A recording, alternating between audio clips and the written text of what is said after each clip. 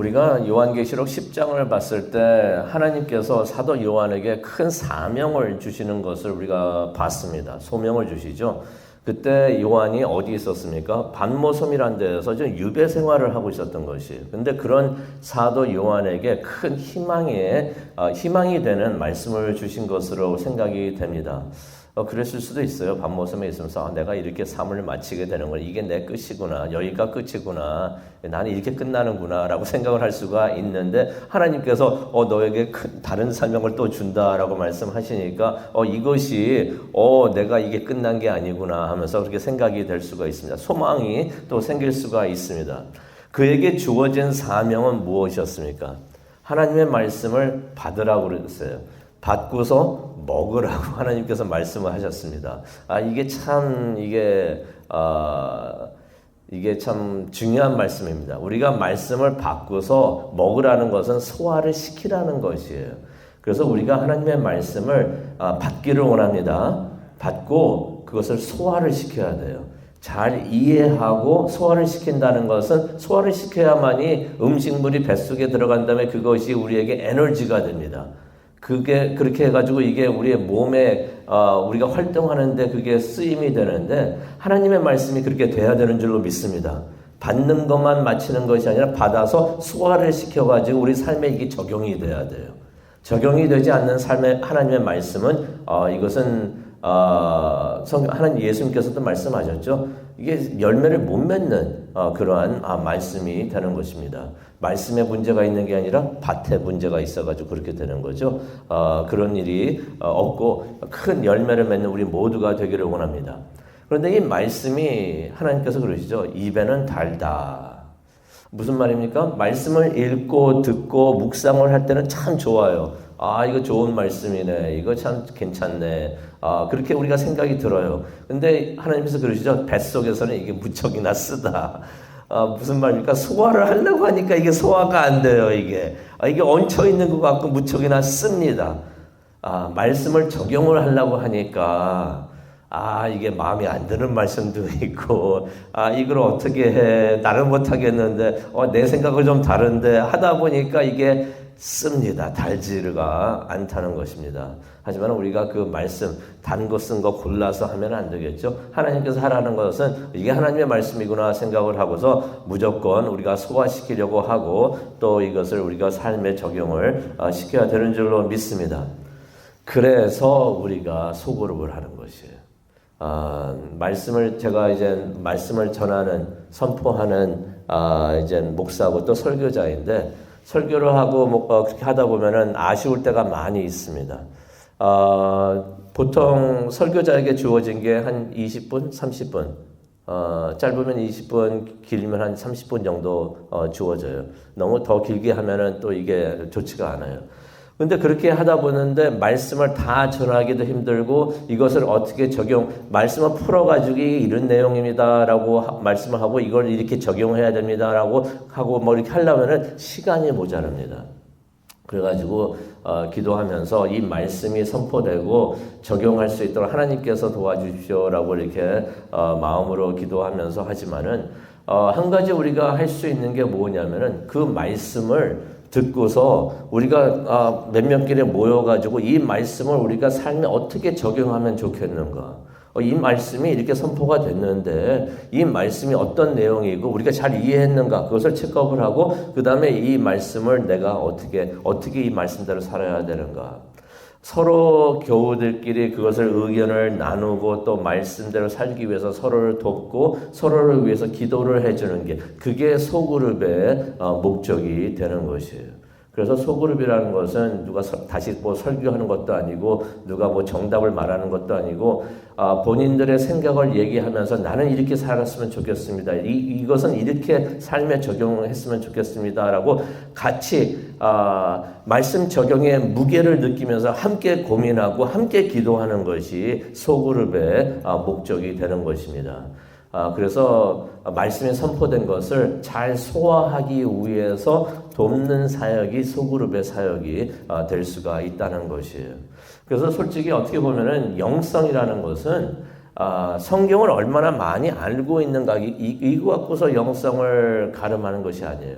근데 때로는 많이 사람들이 그렇게 하죠. 성경을 많이 알고 있고 기도를 유창하게 하면은 그러면은 영성이 있구나라고 생각할 수가 있는데 성경은 그래도 본 적이 없어요.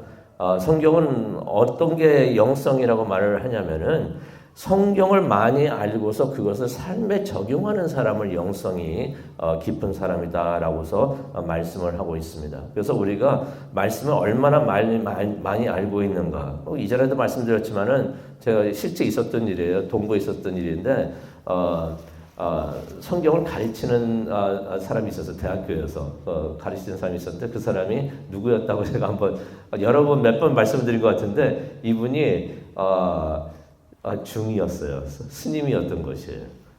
그러니까 성경은 뭐 창세기부터 요한계시까지 다 너무나 잘 알고 있어요. 근데 성경 지식이 머리에만 있었던 것이 믿지를 않았던 거예요. 그냥 이걸 학문으로 생각하고 학문으로 가르쳤던 것이에요. 종교학에서 성경을 중히 가르치고 있었던 것입니다. 근데 우리는 아니죠. 아는 게 중요한 게 아니라 얼마나 그것을 적용하고 실천하고 있는가. 그런 사람을 우리는 영성이 깊은 사람이다라고 말을 하고 있는데 우리가 그런 사람들이 되었으면 참 좋겠습니다.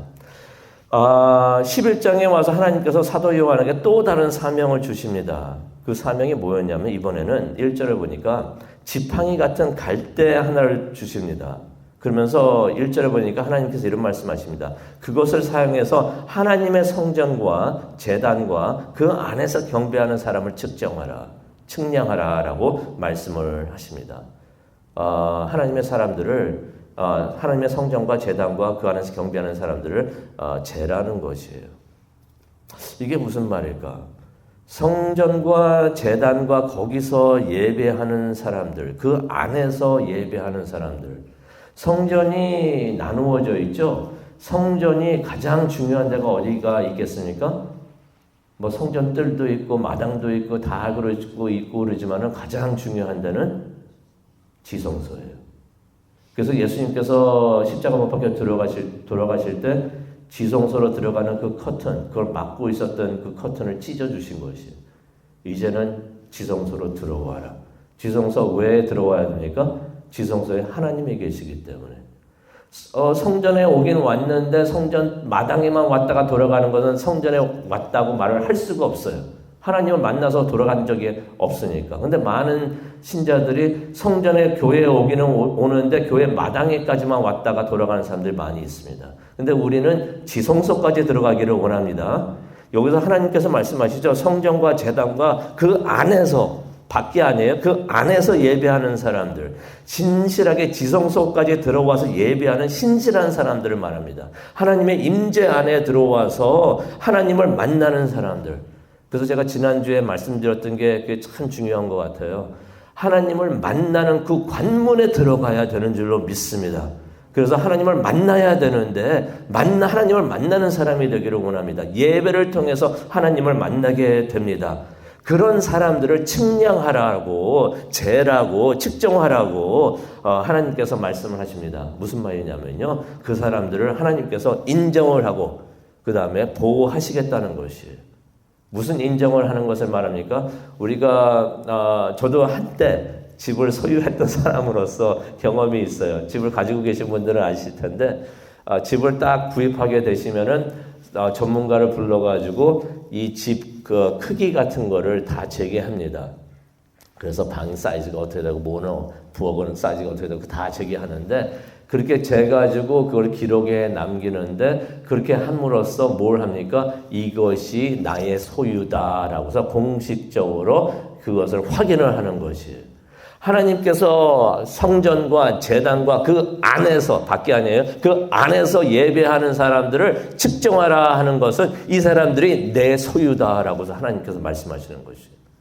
내 소유는 내가 지킨다. 하나님께서 그렇게 말씀을 하시는 것이에요. 우리가 하나님의 소유가 되기를 원합니다. 하나님을 만나고 우리가 예배할 때 하나님의 소유가 되는 줄로 믿습니다. 그런데 하나님께서 2절에 보니까 지금까지는 성전 안에 있는 사람들 말을 했는데 이제 성전 바깥 마당을 말씀을 하십니다. 그리고 마당과 그곳에 있는 이방인들, 여기서 말하는 이방인들은 유대인이 아닌 이방인들이 아니라 하나님의 말씀을 저버리는 사람들, 거부하는 사람들을 말합니다. 그러니까 성전 마당과 그 마당에 있는 사람들은 측정하지 말라라고서 하나님께서 말씀을 하십니다.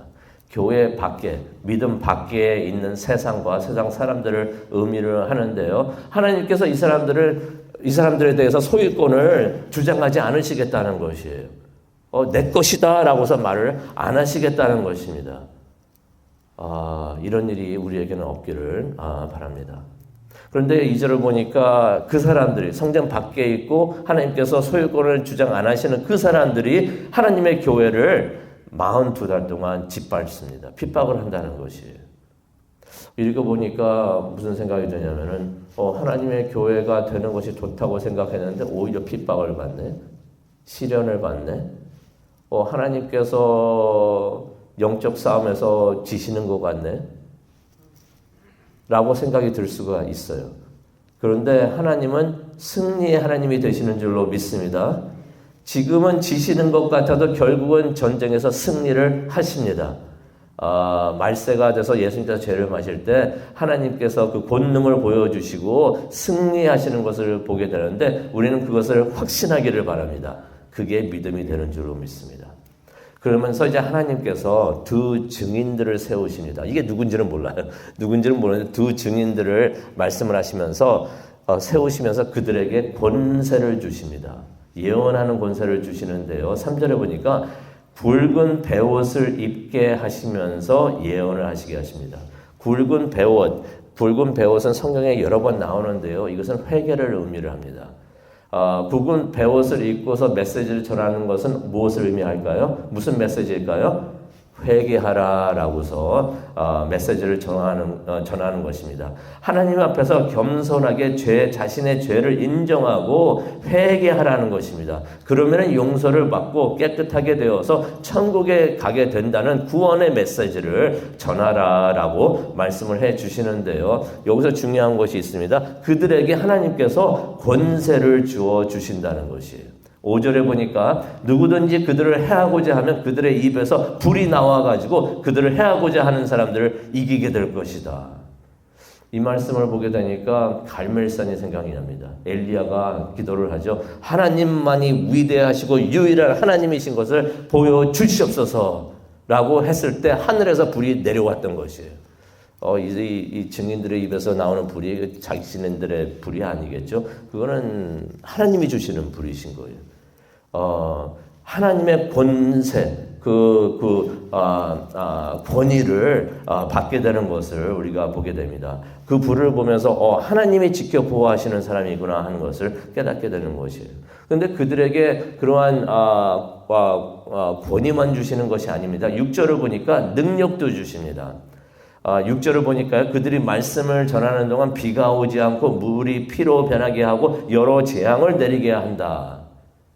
누가 생각이 나십니까? 모세가 생각이 납니다. 이전에는 엘리야가 생각났는데 엘리야의 사역이 생각이 났는데 이제는 모세의 사역이 생각이 납니다. 하나님으로부터 능력을 받아가지고 많은 기적을 행했던 것을 우리가 보게 되는데 여기서 우리가 뭘 보게 됩니까? 하나님께서 세워가지고 사용하시는 하나님의 증인들에게는 두 가지가 주어진다는 것입니다. 권위와 능력이라는 것입니다. 참 중요합니다. 권위와 능력. 예수님께서도 제자들을 보내시면서 두 가지를 주셨다고서 성경에 나와 있는데요. 뭐냐면은 권위와 능력을 주셨다고 그랬어요. 사역을 하기 위해서는 영적 권위가 있어야 되고요. 또 사역을 하기 위해서는 영적 능력이 있어야 되는 줄로 믿습니다. 그것을 다 합쳐서 우리는 권세라고 말을 하고 있는 것이에요. 우리도 이러한 우리가 하나님의 사람으로서 하나님의 일을 하고 교회를 세우고 있는데 이게 없으면은 일을 못하게 됩니다. 교회를 못 세우게 됩니다. 이것을 위해서 기도하는 우리 모두가 되었으면 참 좋겠습니다. 하나님, 나에게도 권위와 영적 권위와 영적 능력을 주시옵소서. 이전에도 제가 부탁을 했는데요. 저를 위해서 기도해 주실 때 이 두 가지를 주시옵소서라고 기도해 주시기 바랍니다. 하나님, 이 목사님에게도 권위와 영적 권위와 영적 능력을 주시옵소서. 우리 모두가 그런 그 하나님의 권세를 받아가지고 우리가 사역을 하는 우리 모두가 되었으면 좋겠습니다. 그런데 이 두 증인들이 시간이 많이 갔는데요. 제가 짧게 하도록 하겠습니다. 이 두 증인들이 7절이 참 중요해요. 7절 참 좋은 말씀인데요. 사역을 마칠 때 무정행에서 올라온 짐승들이 그들을 이기고 죽인다라고 말합니다. 하나님의 사람들인데 무정행에서 짐승들이 올라가서 그들을 이기고 죽인다는 것이에요. 8절에 보니까 그들의 시체가 거리에 처참하게 버려진다는 것이에요. 어디에 버려지는가 했더니 예수 그리스도께서 십자가에 못 박히신 곳에, 바로 그곳에서 죽게 된다. 예수님께서 그랬죠. 너희는 너희의 십자가를 메고 나를 따라라 하는데 이 두 증인들이 예수님을 따라가는 것을, 그래서 예수님이 돌아가신 바로 죽으신 바로 그곳에서 죽게 되는 것을 보게 됩니다. 근데 우리가 이 말씀을 들으면서 그렇게 생각할 수가 있어요. 이거 결국은 죽게 되는구나. 그러면 이게 뭐가 좋은가라고 생각이 될 수가 있고, 하나님의 일을 하다가는 이런 운명을 만나게 되는구나라고서 생각하면서 낙심할 수가 있는데요. 말씀은 여기서 끝나지 않았습니다. 하나님께서는 그의 사람들을 어떻게 하신다고 그랬죠? 죄라고 그러셨죠? 지켜 보호해 주시는 줄로 믿습니다. 언제나 지켜 보호해 주십니다. 7절에 보니까 이 두 증인들이 사역을 하다가 죽게 되는 상황이 벌어지는데 하나님께서 어떻게 지켜 보여주시냐면은 사역을 마친 다음에 죽게 하라라고서 말씀을 하십니다. 무슨 말이냐면요. 사역을 마치기 전까지는, 소명을 다 하기 전까지는, 사명을 다 이루기 전까지는 하나님께서 지켜주신다는 것이에요. 맡겨진 일을 다 할 수 있도록 하나님께서 지켜주신다는 말씀입니다. 그 짐승들이 나와가지고 절대로 손을 못 대도록 그렇게 지켜주신다는 것입니다. 근데 그게 끝이 아니에요. 이 두 증인들이 그렇게 죽음으로서 끝나는 것이 아니라 11절을 보니까 3일 반 후에 하나님의 생기가 그들에게 들어간다고 합니다. 무슨 말입니까? 하나님의 영이 그들에게 들어가서 그들이 다시 살아나게 되는 줄로 믿습니다.